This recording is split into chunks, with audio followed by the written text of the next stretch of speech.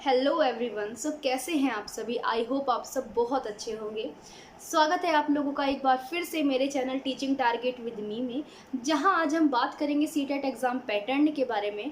आप लोग जानते ही होंगे कि सीटेट एग्ज़ाम जो 2023 है और जुलाई और अगस्त में होने वाला जो एग्ज़ाम है उसका नोटिफिकेशन आ ही गया है।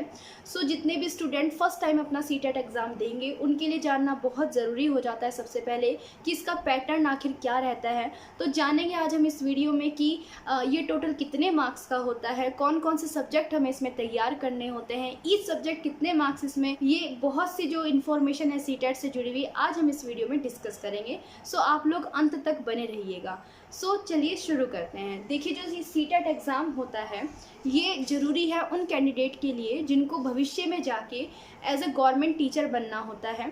तो उनके लिए ये रिक्वायरमेंट है कि सबसे पहले आपका जो सीटेट पेपर है वो क्वालिफाई होना चाहिए। तो ये उनके लिए मतलब उनको ये सीटेट एग्ज़ाम देना होता है। अब बात करें इसके पैटर्न की, तो इसमें दो लेवल पर ये सीटेट पेपर कंडक्ट कराया जाता है, CTET paper first and CTET paper 2। अगर हम सीटेट पेपर फर्स्ट की बात करें तो ये उनको देना होता है जिनको फर्स्ट टू फिफ्थ क्लास तक की टीचर बनना होता है, और साथ ही साथ जो पेपर 2 होता है ये उनके लिए होता है जिनको 6 टू 8 क्लास का टीचर बनना होता है। ये डिपेंड करता है स्टूडेंट की क्वालिफ़िकेशन पर कि जो भी आपकी क्वालिफ़िकेशन आपकी रही है आप उस हिसाब से अपना सीटेट का जो पेपर है 1 और 2 वो फिल कर सकते हैं। कैसे कि अगर आपने 12th पास करी है और उसके बाद सिर्फ आपने कोई भी टीचिंग डिग्री ली हुई है जैसे बीएड, डीएलएड, बीटीसी, तो फिर आप सिर्फ सीटेट पेपर फर्स्ट ही फिल कर सकते हैं अगर आपने ग्रेजुएशन नहीं की हुई है। पर अगर आपने 12th के बाद ग्रेजुएशन करके अपना कोई टीचिंग कोर्स किया हुआ है तो फिर आप सीटेट पेपर 2 भी फिल कर सकते हैं। तो ये था प्रोसेस कि कौन लोग अपनी क्वालिफिकेशन बेसिस पर अपना दोनों पेपर या कोई एक पेपर भर सकते हैं। अब हम बात करेंगे इसके सब्जेक्ट की। तो देखते हैं, जो सीटेट पेपर फर्स्ट होता है उसमें सबसे पहला जो सब्जेक्ट रहता है वो रहता है सीडीपी, यानी कि चाइल्ड डेवलपमेंट एंड पेडागोजी। आपने ऑब्वियसली है कि कोई भी टीचिंग जो कोर्स है वो किया होगा जैसे बीएड, डीएलएड, तो उसमें आपने ये जो सीडीपी है ये सब्जेक्ट जरूर पढ़ा होगा। तो आपको पता ही होगा कि जो चाइल्ड डेवलपमेंट है उसमें किस तरह के जो मतलब सिलेबस है वो किस तरह का होता है। ठीक है, तो वहाँ से आपको पता होगा कि सीडीपी किस तरह का होता है। और इसमें जो सीडीपी होता है वो भी 30 मार्क्स का रहता है। 30 मार्क्स के 30 ही टोटल क्वेश्चंस आपको मिलते हैं और 30 ही मार्क्स का होता है। ठीक है, अब हम बात करें मैथमेटिक्स की, तो देखिए चाहे आप साइंस साइड स्ट्रीम से बिलोंग करते हैं या नहीं करते हैं, लेकिन जो सीटेट पेपर फर्स्ट होता है ये सबके लिए मैंडेटरी है कि इसमें आपको मैथमेटिक्स का पोर्शन दिया जाता है। 30 मार्क्स आपका इसमें मैथमेटिक्स होता है, जिसमें से जिसका लेने का जो तरीका है वो ये रहता है कि इसमें 15 मार्क्स की आपकी पेडागोजी रहती है और 15 ही मार्क्स की आपको इसमें मैथ्स के क्वेश्चंस दिए जाएंगे। ठीक है, पेडागोजी आपकी इसमें रहती है 15 मार्क्स की और 15 मार्क्स के आपके इसके क्वेश्चंस रहते हैं मैथ्स के जो नॉर्मली क्वेश्चंस होते हैं। ठीक है, अब हम बात करें अपनी लैंग्वेज की, तो देखिए हिंदी भी होती है और इंग्लिश भी होती है। कैसे होती है ये डिपेंड करता है कि आप किस मीडियम से बिलोंग करते हैं। यानी कि अगर आप हिंदी मीडियम से बिलोंग करते हैं तो फिर आप अपनी फर्स्ट जो प्रेफरेंस देंगे लैंग्वेज को वो हिंदी को देंगे। आप अपनी फर्स्ट लैंग्वेज जब आप अपना फॉर्म फिल करेंगे तो फिर आपको उसमें प्रेफरेंस दी जाएगी कि आपकी फर्स्ट लैंग्वेज क्या होगी। तो अगर आप अपनी प्रायोरिटी हिंदी को देते हैं, मतलब आप अगर हिंदी मीडियम से बिलोंग करते हैं तो फिर आपको अपनी फर्स्ट लैंग्वेज हिंदी ही रखनी होगी और सेकंड लैंग्वेज फिर आपकी इंग्लिश रहेगी। ठीक है, और अगर आप इंग्लिश मीडियम से बिलोंग करते हैं तो फिर आप अपनी first language as a English रखेंगे और सेकंड लैंग्वेज फिर आपकी क्या हो जाएगी, हिंदी हो जाएगी। तो ये था प्रोसेस लैंग्वेज चूज करने का। ठीक है, और ये भी ऐसे ही होती है। 30 मार्क्स की टोटल आपकी हिंदी रहती है, जिसमें से 15 मार्क्स के आपको पेडागोजी के क्वेश्चंस मिलते हैं और 15 मार्क्स के आपको नॉर्मली जो ग्रामर होती है हिंदी की वो देखने के लिए मिलेंगे। ठीक है, इसमें से चलिए वो हम आगे डिस्कस करेंगे कि इसमें जो ग्रामर का जो पोर्शन रहता है इसमें कम ही रहता है, ज़्यादातर आपको इसमें पेडागोजी के ही क्वेश्चंस देखने के लिए मिलते हैं। ऐसे ही इंग्लिश में भी होता है सेम कि 15 मार्क्स के या 20 मार्क्स के आपको इसमें पेडागोजी के क्वेश्चंस मिलते हैं और 10 या 15 मार्क्स के आपको इसमें जो है वो नॉर्मली जो ग्रामर है उसके क्वेश्चंस देखने के लिए मिलते हैं गाइस। ठीक है, अब पांचवा जो सब्जेक्ट होता है वो होता है ईवीएस, ठीक है। ईवीएस में टोटल 30 मार्क्स की होती है, जिसमें से 15 मार्क्स आपके पेडागोजी के होते हैं और 15 मार्क्स जो मतलब क्वेश्चंस होते हैं वो आपके नॉर्मल जो ईवीएस सब्जेक्ट है आपका वो होते हैं, ठीक है। तो ये इसमें जो पूछा जाता है वो 1st to 5th क्लास तक का ही पूछा जाता है, लेकिन आपको इसमें 8th क्लास तक का पढ़ के चलना होता है, क्योंकि 8th क्लास तक के क्वेश्चंस भी इसमें दिखते हैं, जनरली पूछे जाते हैं। तो आपको इसमें 8th क्लास तक का पढ़ना होता है। पूरी NCERT जो बुक है वो ही आपको इसमें पढ़नी होती है, उससे फालतू कुछ नहीं पूछा जाता है, ठीक है। बात करें अगर हम अब पेपर 2 की, तो देखिए पेपर 2 में वही सेम कि CDP और हिंदी इंग्लिश तो आपका कंपलसरी है, वो आपको CDP पेपर जो CDP कह रही हूँ सीटेट मिलता है, 30 मार्क्स की CDP हो गई।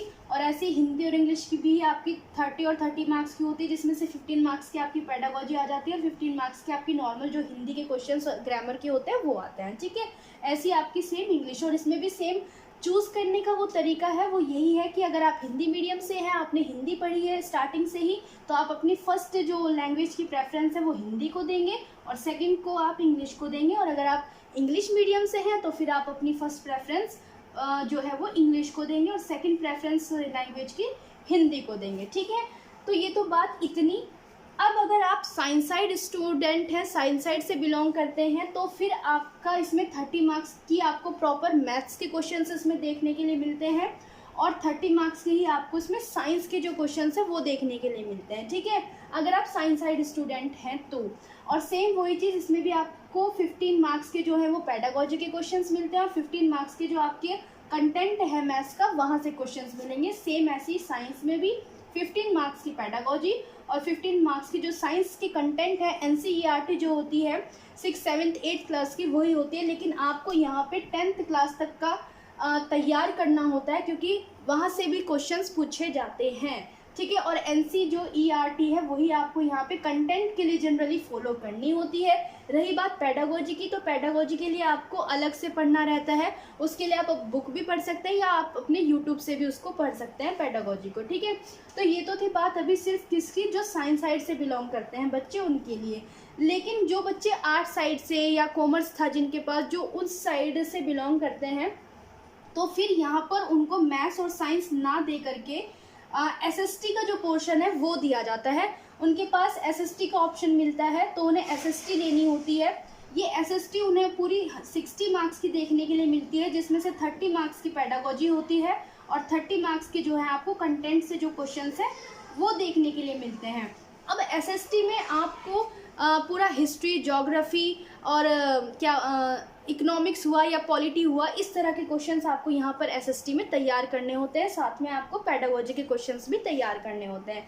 तो ये पूरा एक होता है कि आपको कौन कौन से सब्जेक्ट किस किस तरह से देखने के लिए मिलते हैं, ठीक है। अब अगर मैं बात करूँ इसके टाइम की, तो आपको एक एग्ज़ाम के लिए पूरे सीटेट पेपर फर्स्ट के लिए भी आपको 2.5 घंटे का समय मिलता है और पेपर 2 के लिए भी आपको 2.5 घंटे का समय मिलता है, और दोनों ही पेपर एक ही दिन होते हैं। फर्स्ट जो शिफ्ट होती है सुबह की, उसमें आपको सीटेट पेपर 1 देना होता है, और फिर जो शाम की शिफ्ट होती है इवनिंग की, उसमें आपको पेपर 2 देना होता है, अगर आप दोनों पेपर फिल करते हैं तो, ठीक है।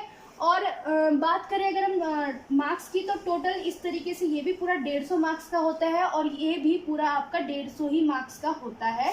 इसमें कोई भी नेगेटिव मार्किंग नहीं होती है, जस्ट क्वालिफाई नेचर का होता है। ये आपको सिर्फ क्वालिफाई करना होता है, यानी कि अगर आपके 150 में से 60% अगर आप लेकर आ जाते हैं तो फिर आपका ये क्वालिफाई माना जाता है। और ये जो जनरल कैंडिडेट होते हैं उनको 60% यानी कि अगर आपके 150 में से 90 मार्क्स आ रहे हैं तो फिर आपका क्वालिफाई माना जाता है। और अगर हम बात करें OBC या SC ST की, तो उनको रिलैक्सेशन है, उनको 55% लाने होते हैं, यानी कि लगभग 82 अगर आप 150 में से मार्क्स ले आते हैं तो फिर आपका सीटेट जो है वो क्वालिफाई माना जाता है। तो स्टूडेंट, ये थी कुछ मेरे द्वारा बताई गई इन्फॉर्मेशन। आई होप आपको ये समझ में आ गया होगा। अगर फिर भी आपको कोई डाउट रहता है तो आप प्लीज़ कमेंट करके मुझे बताइएगा। मैं सीटेट से जुड़े हुए जो भी डाउट है, जो भी इससे रिलेटेड जो भी बात है वो मैं ज़रूर आपसे शेयर करूँगी। और ये थी पूरी इन्फॉर्मेशन सीटेट के बारे में।